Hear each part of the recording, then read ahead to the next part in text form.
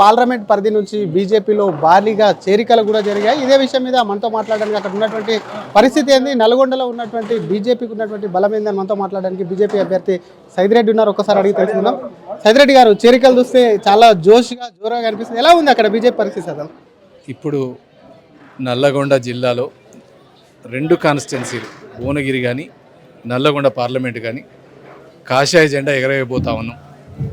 ఈరోజు ఎవరు పట్టిన యూత్లకు పోయినా, మహిళలకు పోయినా, వృద్ధులకు పోయినా ఎవరైనా ఒకటే మాట అంటా ఉన్నారు, ఈ దేశం బాగుండాలంటే, ఈ దేశం అనుకున్నట్టు సాంప్రదాయాలు కానీ సంస్కృతి కానీ కాపాడాలంటే ఒకే ఒక్కరుగా ఉండాలా, ఆయనే నరేంద్ర మోడీ గారికి మేము ఓటేస్తాం అని ఈరోజు చూస్తూనే ఉన్నారు. ఈరోజు వందలాది మందిగా మా రామరాజు గారి ఆధ్వర్యంలో జాయిన్ అయినరు. దానికి తగ్గట్టే ప్రతి కాన్స్టిట్యున్సీలో కూడా ఇదే ఊపు కనపడుతూ ఉంది. ఈరోజు ఎవరు మాట్లాడినా ఒకటే మాట్లాడుతున్నారు, పోటీ ఈరోజు బీజేపీకి కాంగ్రెస్ మధ్యనే ఉంది, బీజేపీ భారీ మెజార్టీతో గెలవబోతా ఉందని చెప్తా ఉన్నారు. కానీ కాంగ్రెస్ అభ్యర్థికి సంబంధించి చూస్తే బలమైనటువంటి నేత వల్ల కుమారుడు మీకు పోటీలో ఉన్నారు, అది కూడా అధికారంలో ఉన్నటువంటి పార్టీ, దాన్ని ఎట్లా ఎదుర్కొంటారు అసలు? ఇప్పుడు అదే వాళ్ళ బలహీనత కూడా. ఎందుకంటే ఈరోజు నల్లగొండ జిల్లాలో 3 కుటుంబాలు, జానారెడ్డి గారి కుటుంబం, ఉత్తమ్ కుమార్ రెడ్డి గారి కుటుంబం, కోమటిరెడ్డి వెంకటరెడ్డి గారి కుటుంబాల కోసం అంటే ఇది ఒక ఉద్యోగాల కల్పన అయిపోయింది వాళ్ళ కాంగ్రెస్లో. అది ప్రజలందరూ గమనిస్తూ ఉన్నారు. పెద్ద కొడుకు లేకపోతే చిన్న కొడుక్కి, భార్యకి లేకపోతే భర్తకి, అన్నకి లేకపోతే తమ్ముడికి, ఇట్లా ఒకరికొకరు కుటుంబాల్లో సీట్లు పంచుకోవడం, ఓట్లు పంచుకోవడం అవుతా ఉంది. దానికి తగ్గట్టు ఇలా భారతీయ రాష్ట్ర సమితి నుంచి కూడా ఎమ్మెల్యే ఓడిపోతే వాళ్ళ అన్నకి, అంటే ఇక వేరే వాళ్ళు రాజకీయాల్లోకి వచ్చే పరిస్థితి లేదు. ఎంతసేపటికి వాళ్ళ కుటుంబాల మధ్యనైనా జరిగేది. ఈరోజు ఈ దేశానికి మంచి జరగాలంటే మోడీ గారు కావాలా, మోడీ గారిని బలపరిచే యూత్ రాజకీయాల్లోకి రావాలన్నట్టు దానికి విశ్వాసంగానే ఈరోజు రామరాజు రావటం కానీ, ఇంతమంది యూత్ జాయిన్ కావటం కానీ, ఎక్కడ పట్టినా ఈరోజు మీరు ఒక పోస్టింగ్ పెడితే సోషల్ మీడియాలో ఎక్కడ పట్టినా జై బీజేపీ, జై మోడీ అంటా ఉన్నారు. రేపు కమలం గుర్తుకే మా ఓటు అంటా ఉన్నారు. దానికి తగ్గట్టు దానితో పాటు ఈ వారసత్వ రాజకీయాలకి మోడీ గారు ఏదైతే చెప్పినరో, కాంగ్రెస్లో తరతరాలుగా ఉన్న ఈ వారసత్వ రాజకీయాలకి చర్మగీత పాడటం, రేపు నల్లగొండ పార్లమెంటు మీద కాషాయ జెండా ఎగరబోతా ఉన్నాం. మిమ్మల్ని కొంతమంది వ్యతిరేకించారు, సీటు కూడా మార్పు జరుగుతుందంటూ కొంత ప్రచారం జరిగింది. ఇప్పుడు ఎలా ఉంది పరిస్థితి? అంటే ఏ పార్టీలో అయినా, అది గెలిచేలాంటి పార్టీలో చాలామంది టికెట్లు అడుగుతారు. టికెట్లు అడిగినప్పుడు కొద్దిగా గొప్ప అసంతృప్తులు ఉంటాయి, కొంతమంది నాకు రాలేదే అనుకోవటాలు ఉంటాయి. కానీ బీజేపీకి ఉన్న గొప్పతనం ఏంటంటే, మనం కాదు పార్టీ ముందు, పార్టీ తర్వాతనే మనం అనేది ఈరోజు బీజేపీలో ప్రతి ఒక్కరు భావిస్తారు. ఎవరిని అడిగినా చెప్తారు, బీజేపీ కార్యకర్త అంటే, బీజేపీ నాయకుడు అంటే మంచి కట్టుబడి పనిచేసేటోళ్ళు, సిద్ధాంతం కోసం పనిచేసేటోళ్ళు, ఏదో పదవుల కోసం పనిచేసేటోళ్ళు కాదని. అందుకే ఈరోజు ఎప్పుడో చిన్న మనస్పర్ధలున్నా మళ్ళీ అందరం కలిసినాం. ఈరోజు అందరిది ఒకటే ధ్యేయం, ఎప్పుడు లేదు, మళ్ళీ ఈ ఛాన్స్ పోతే రాదు. మోడీ గారి ప్రభంజనం గాలి వీస్తూ ఉంది. ఈ ప్రభంజనంలో నల్లగొండ మీద కాషాయ జెండా ఎగరవేస్తాం, కమలం పువ్వుకి ఓటేస్తామని ప్రతి ఒక్కళ్ళు అనుకుంటా ఉన్నారు. గతంలో ఒక జరిగిన సంఘటన వలన సైదిరెడ్డిని వ్యతిరేకించారనే ఒక ప్రచారం జరిగింది. అటువంటి ఇంకా ఏమన్నా ఉన్నాయా మీ దగ్గరకు వస్తున్నాయా మన పార్టీ నుంచి? అంటే వేరే పార్టీలలో ఉన్నప్పుడు వేరే రాజకీయాలు ఉంటాయి. ఇవాళ అందరం కూడా ఒకే గొడుగు కిందకి వచ్చినాం, కాషాయ జెండా కిందకి వచ్చినాం. అందుకని అందరు కూడా ఈరోజు మనస్ఫూర్తిగా యాక్సెప్ట్ చేసిండ్రు. యువత అయితే మనం ఈరోజు మాకు సంబంధించిన ఇవాళ యువకులందరూ కూడా రాజకీయాల్లోకి వస్తూ ఉన్నాం. యువత యాస్పిరేషన్స్, నేను అదే చెప్పిన మన మీటింగ్లో కూడా, యువత ఉద్యోగాల కల్పనే మా ధ్యేయం. యువతకి 7 కాన్స్టిట్యున్సీలో 50,000 ఉద్యోగాలు 3 ఏళ్లలో ఇప్పిస్తా. నేను వీళ్ళలాగా పదవి కోసం రాజకీయాల్లోకి రాలేదు. ఎట్టి పరిస్థితుల్లో యువతని వాళ్ళ కాళ్ళ మీద వాళ్ళు నిలబడటానికి రాజకీయాల్లోకి వచ్చినాం. దానికోసం పనిచేస్తాం. దాన్ని యువత కూడా గాఢంగా నమ్ముతా ఉన్నారు, విశ్వసిస్తూ ఉన్నారు. బీఆర్ఎస్ పార్టీకి సంబంధించి ఏం కామెంట్ చేస్తారు? ఎందుకంటే మీ పాత అధినేత చెప్తున్నాడు, అక్కడోడు తలకు మార్చినట్టు పోతాడు, మళ్ళీ వాళ్ళే వస్తారు, వస్తే కూడా చేర్చుకోమని చెప్తున్నారు, ఘాటుగా కామెంట్ చేస్తున్నారు వెళ్ళిన వాళ్ళ మీద. ఏం చెప్తారు అసలు బీఆర్ఎస్ పార్టీ మీద? అంటే ఇక మునిగిపోయే నావా, ఇప్పుడు నేను కొత్తగా మాట్లాడినది విమర్శ చేసినట్టు అవుతుంది.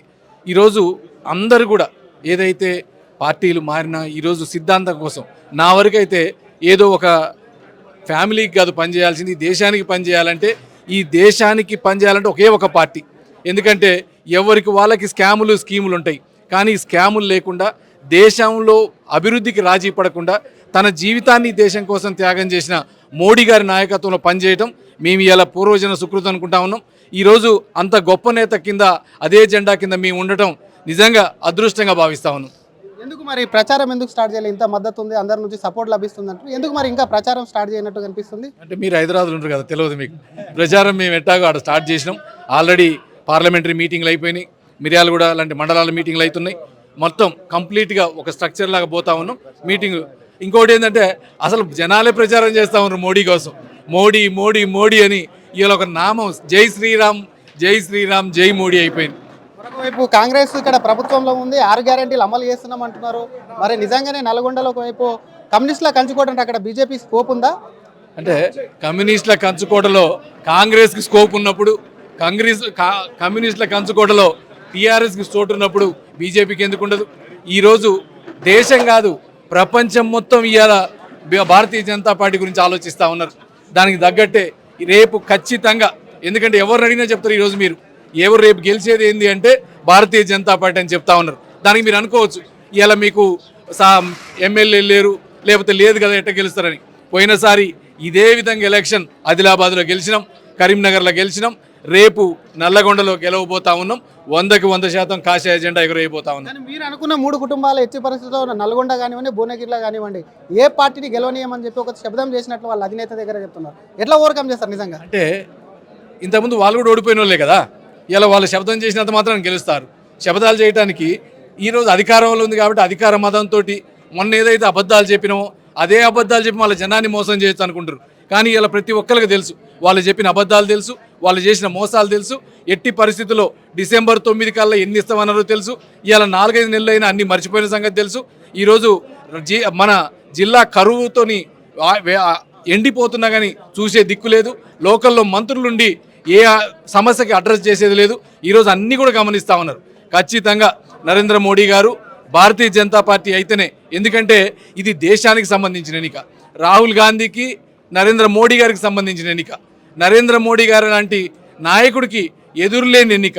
ప్రజాస్వామిక ఎన్నిక కాదు, రాహుల్ గాంధీ మోడీ అంటే మళ్ళీ అధ్యక్షతర ఎన్నికలు అవుతాయి. అంటే దానికి డిఫరెంట్ చెప్తారా కొంచెం? ఈరోజు పార్టీలను చూస్తే 2 కూటములే ఉన్నాయి పోరాడి.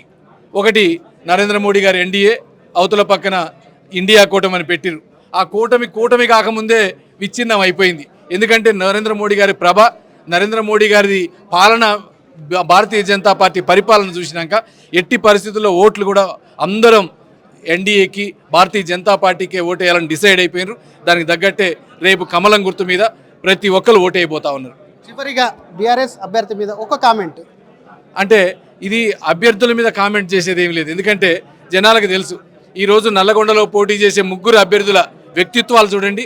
నేను అందరికీ కూడా మనవి చేస్తా ఉన్నా, మీరు ఏది ఆలోచించకుండా పార్టీ ఎట్లుంది, ఈ దేశం కోసం పనిచేసే పార్టీ ఏది, అభ్యర్థులు వాళ్ళ పూర్వాపరాలైంది, ఎవరు మంచోళ్ళు, ఎవడైతే పనిచేస్తారు దాన్ని చూసి ఆలోచించి మీరు ఓటు వేయండి. ఎందుకు పార్టీ మారాల్సి వచ్చింది? ఒక మాట చెప్తారా? ఇది అయిపోయింది కదా, చెప్పిన ఇందాకనే. ఈరోజు దేశం కోసం పనిచేద్దాం అనుకుంటున్నాం. దేశం కోసం, దేశ భవిష్యత్తు కోసం పనిచేసేటోళ్ళకి ఒకే ఒక పార్టీ ఈ దేశంలో ఉంది, అది భారతీయ జనతా పార్టీ, అది నరేంద్ర మోడీ గారి నాయకత్వం. Thank you.